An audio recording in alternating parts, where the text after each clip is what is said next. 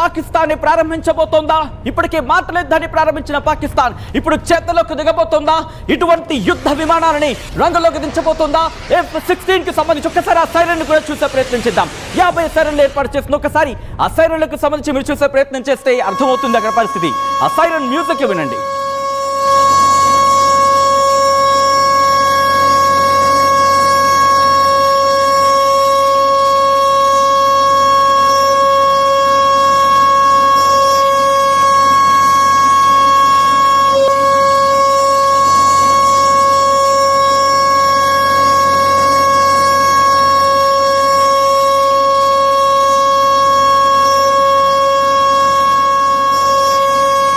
అదిగో ఆ siren sound విన్నారు కదా, ఏకంగా 10 నుంచి 15 కిలోమీటర్ల వరకు ఆ సైరన్ శబ్దం వినిపిస్తుంది.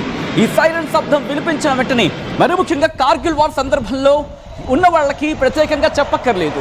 ఆ సందర్భంలో ఎప్పుడైతే సైరన్స్ వినిపించాయో ఒక్కొక్కటిగా అందరూ లైట్లు ఆఫ్ చేసేసుకోవడం, ఇళ్లలోకి వెళ్ళిపోవడం, మరి ముఖ్యంగా సరిహద్దు ప్రాంత ప్రజలైతే బంకర్లోకి వెళ్ళిపోవడం, ఇది పరిస్థితి ఉంటుంది. సో ఇటువంటి సినారియో ఇప్పుడు కూడా అటువంటి పరిస్థితి ఖైబర్ పఖ్తూన్ఖ్వాలో ఏకంగా 50 ఎందుకు ఏకంగా అక్కడ ఖైబర్ పఖ్తూన్ఖ్వాకి సంబంధించి మాట్లాడుకున్నప్పుడు ఎల్ఓసి కాస్త దూరంగానే కనిపిస్తుంది. కానీ ఇక్కడ ఇంట్రెస్టింగ్గా బలూచిస్తాన్తో సరిహద్దు ఉంది, అలాగే ఆఫ్ఘనిస్తాన్తో సరిహద్దు ఉంది ఖైబర్ పఖ్తూన్ఖ్వాకి. అక్కడ ఉగ్రవాదులు ఎక్కువ ఉన్నారంటూ కూడా ప్రస్తుతం తీవ్రమైన చర్చ ఉంది.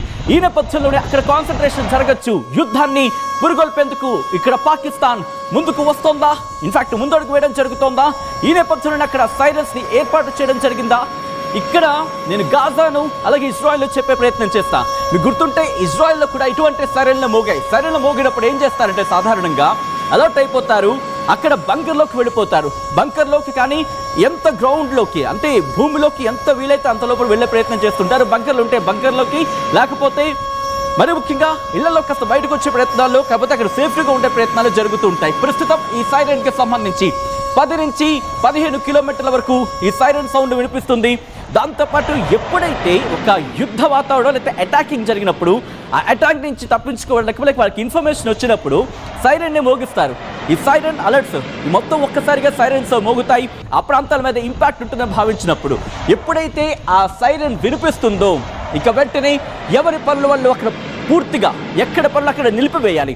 వెంటనే మీ ప్రాణాలు మీకు దక్కాలంటే సేఫ్టీలోకి వెళ్ళిపోవాలి, సేఫ్టీ పొజిషన్లోకి వెళ్ళిపోవాలి, మరి ముఖ్యంగా బంకర్లోకి వెళ్ళిపోవాలి, లైట్లు ఆఫ్ చేసేసుకోవాలి. దాంతోపాటు ఒకవేళ లైట్లు ఆఫ్ చేసుకోవడానికి టైం లేకపోతే కనుక మీ దగ్గర బంకర్లు ఉంటే బంకర్లోకి వెళ్ళిపోయి దాక్కోవాలి ఆ సైరన్కి సంబంధించి. ఆ తర్వాత మళ్ళీ అలర్ట్స్ ఇవ్వడం జరుగుతుంది, సేఫ్టీ ప్రికాషన్స్ సేఫ్టీ మెషర్స్ చెప్పడం జరుగుతుంది. ఆ తర్వాత సినారియో మారుతూ ఉంటుంది. కానీ అంతవరకు ఈ సైరన్ల మోత మోగుతూ ఉంటుంది. ఒకసారి మీరు చూడొచ్చు, ఆ సైరన్లు ఏర్పాటు చేసుకుంటుంది పాకిస్తాన్ అంటే అర్థం చేసుకోవచ్చు.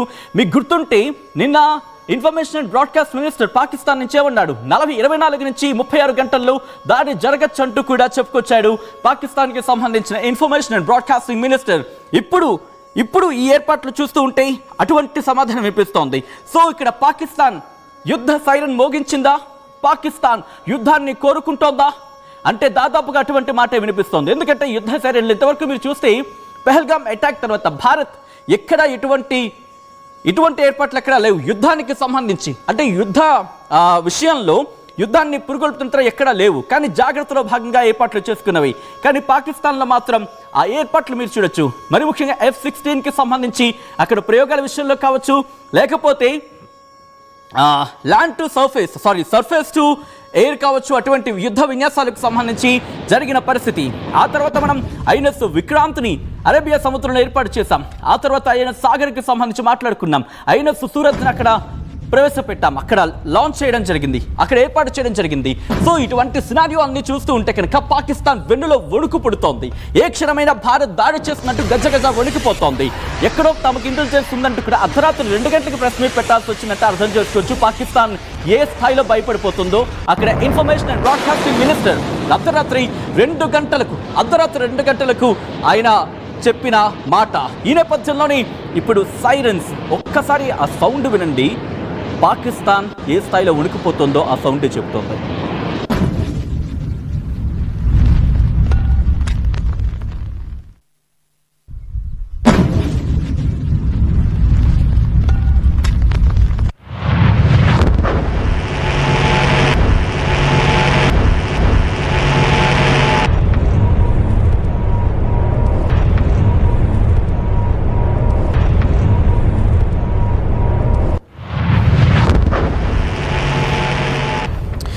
ఒక్కసారి మీరు చూడొచ్చు, ఇదిగో ఇదే ఆ డాక్యుమెంట్, ఇదే ఆ notice.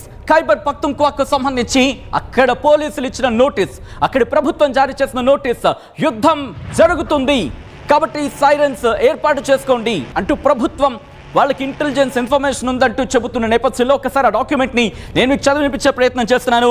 Installation of sirens, escalation in tension situation by Indian forces along with the line of control. Installation of సైరన్స్ని ఇన్స్టాల్ చేయడం జరుగుతోంది. ఎస్కలేషన్ అంటే టెన్స్ సిచ్యువేషన్ ఉంది, ఇండియన్ ఫోర్సెస్ అంటే భారత బలగాలు లైన్ ఆఫ్ కంట్రోల్ మీద దాడి చేసే అవకాశం ఉంది అంటే ఒకసారి అదుగు మీరు చూడొచ్చు ఆ డాక్యుమెంట్కి సంబంధించి. మీరు చూస్తే ఫస్ట్ లైన్లో ఆ హెడ్లైన్లోని ఆ సబ్జెక్ట్లోనే మెన్షన్ చేయడం జరిగింది. ఆ తర్వాత మెమోలో మీరు చూస్తే it is stated that importance of warning system during any emergency especially war needs no emphasis.